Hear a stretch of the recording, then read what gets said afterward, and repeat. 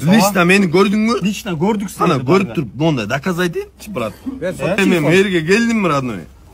Родной место, бир жол кайтып отамыз сизге, жолдош инспектормуз. Бул айдоочу спирттик ичимдигин ичип алган деген шек менен жол инспекторлор тарабынан токтотулган. Текшерүү учурунда сөзү көбөйүп, жада калса родной деп жол кайгыл кызматкерлерине эркелегенге да жетишти. Мыйзам талаптарына баш ийбей, бир топ тоскоолдук жаратып, жыйынтыгында наркологияга барып текшерилди. Айдоочу текшерүүдөн өткөндөн соң спирттик ичимдигин ичкендиги аныкталып, протокол толтурулду.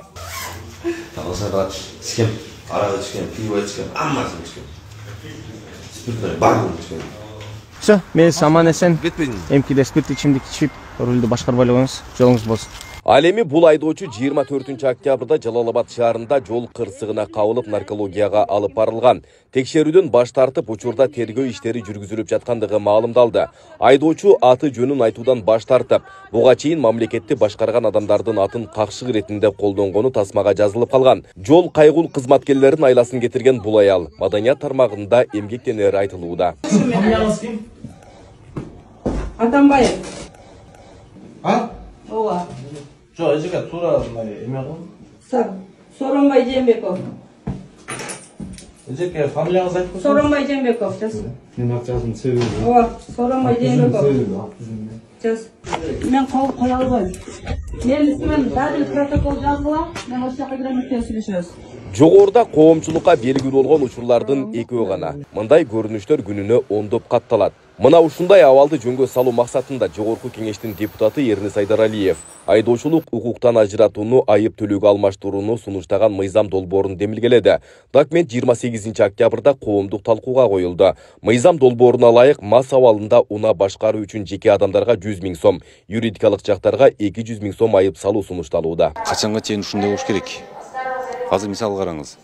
Жөн эле лишение 1 жылга кылып коет, аны берип коет. Кайра эле айдап жүргөндөрдү көрүп атабыз. Көрүп атасыз да? Дагы эле ушул ичип алып айдап жүрүшөт.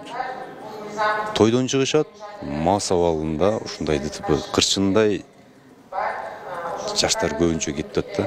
Айдоочулук күбөлүгүнөн 1 жылга ажыратылган жарандар кайра эле унааларын айдап жүргөн учурлар да бар. Мындан улам акчалай түрдө айып салынса, спирттик ичимдик ичип унаа башкаргандар азаймак дешет. Мас абалында ал өзүн контроль кыла албай калат.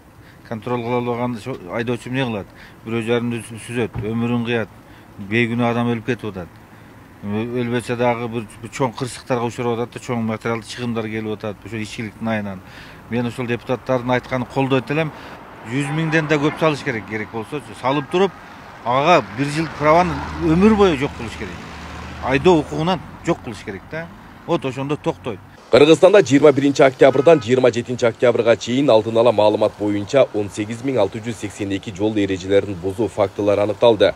Жол кыймылынын коопсуздугун камсыздоо башкы башкармалыгынан билдиришкендей, анын ичинен мас абалында автотранспорт каражаттарын башкаруу 237 факты катталган. Ал эми Жалалабад облусу боюнча жыл башынан бери 1586 айдоочу спирттик ичимдигин ичип алып унаа башкарган. Азыркы учурда спирттик ичимдигин ичип алып биздин кызматкерлерге түшсө, правасы бар болуп айдоочулук бөлүгү жанында 1 жылга лишение болот.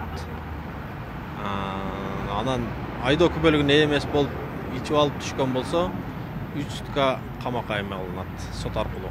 Айке маска. Мас бекен. Тияктан мына кайып келип туруп бакты. Теректи сүзүп берди. Белгилей кетсек, ИИМдин статистикасына ылайык 2023 жылы 7810 айдоочу унааны мас абалында айдаганы үчүн айдоочулук укугунан 1 жылга ажыратылган. Кыргызстанда 2023 жылдын март айынан тартып мас абалында унаа башкарган айдоочулар 1 жылга айдоо укугунан ажыратылып келет. Мурда мас абалында унаа башкаргандарга айып жана коомдук иштер гана каралган болчу. Айбек Исабеков, Замирбек Тойчубаев, Регион.